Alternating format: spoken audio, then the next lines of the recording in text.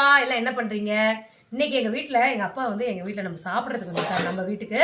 அதுக்கு முன்னாடி நம்மளோட உறவுகளான மணி வெண்ணிலா அவங்க பையன் மகி இஷாந்துக்கு பிறந்தநாள்ப்பா. இனிய பிறந்தநாள் வாழ்த்துக்கள் தங்கம். மகி இஷாந்த் பல்லாண்டு பல நூறாண்டு நீங்க வாழணும். வாங்க, எங்க அப்பா வந்திருக்காரு. எங்க அப்பாக்கு நான் இன்னைக்கு சாப்பாடு கொடுக்க போறேன். எங்க அப்பா வணக்கம். வைங்க அப்பா. வணக்கம். சுட சுட சாதம் தயாரா இருக்கு. எப்பயும் நம்ம சொல்றதுதான். இது வந்து பாத்தீங்கன்னா நாட்டு மொச்சை வாங்கிட்டு வந்தேன். அது போட்டு கத்திரிக்காய், முருங்கைக்காய் போடல, கத்திரிக்காய் உருளைக்கிழங்கு போட்டு அப்படியே நாட்டு மொச்சை போட்டு குழம்பு வச்சு, சக்கரை பூசணிக்காய் தேங்காய் திருவி போட்ட பொரியல் பண்ணியிருக்கேன். எங்க அப்பாவுக்கு தேங்காய் திருவி போட்டா பிடிக்காது. இருந்தாலும் இது வந்து மாங்காய் பச்சடி சூப்பரா இருக்கும். இந்த மாதிரி கார குழம்புக்கு மாங்காய் பச்சடி வந்து மோருங்க ஊற்றி சாப்பிடும். எங்க அப்பா வந்து தயிர் தான் சாப்பிடுவார் அதிகமா.